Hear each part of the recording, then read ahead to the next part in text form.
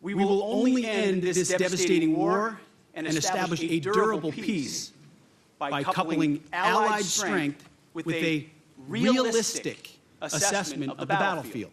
But we must start by recognizing that returning to Ukraine's pre-2014 borders is an unrealistic objective.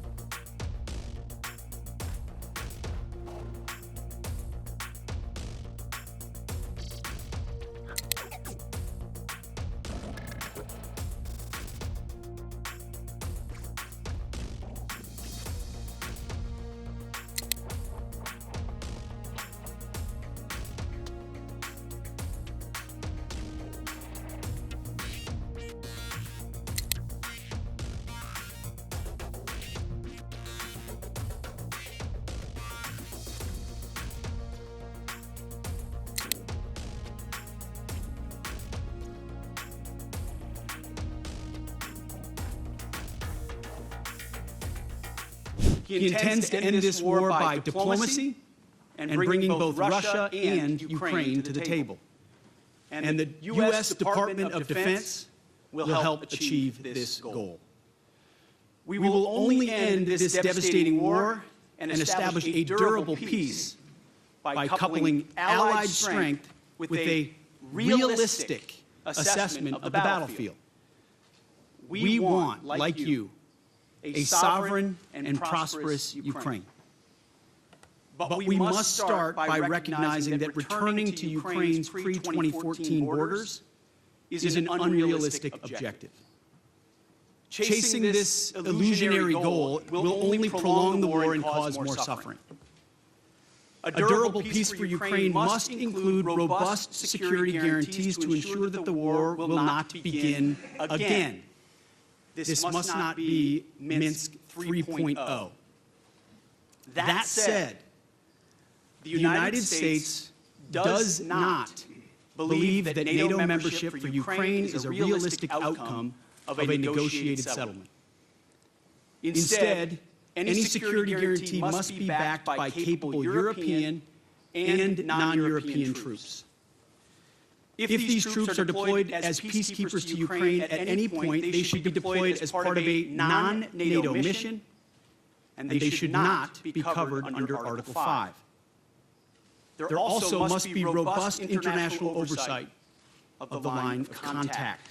To be clear, as part of any security guarantee, there will not be U.S. troops deployed to Ukraine. To further enable effective diplomacy and drive down energy prices that fund the Russian war machine, President Trump is unleashing American energy production and encouraging other nations to do the same. Lower energy prices, coupled with more effective enforcement of energy sanctions, will help bring Russia to the table. Safeguarding European security must be an imperative for European members of NATO. As part of this, Europe must provide the overwhelming share of future lethal and non-lethal aid to Ukraine. Members of this contact group must meet the moment. This means donating more ammunition and equipment, leveraging comparative advantages, expanding your defense industrial base, and importantly, leveling with your citizens about the threat facing Europe. Part of this is speaking frankly with your people about how this threat can only be met by spending more on defense. 2% is not enough. President Trump has called for 5%, and I agree. Increasing your commitment to your own security is a down payment for the future, a down payment, as you said, Mr. Secretary, of peace through strength. We're also here today to directly and unambiguously express that stark strategic realities prevent the United States of America from being primarily focused on the security of Europe. The United States faces consequential threats to our homeland. We must and we are focusing on security of our own borders. We also face a peer competitor in the Communist Chinese.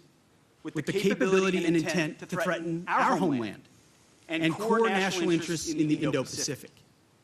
The U.S. is prioritizing deterring war with China in the Pacific, recognizing the reality of scarcity and making the resourcing trade-offs to ensure deterrence does not fail. Deterrence cannot fail for all of our sakes.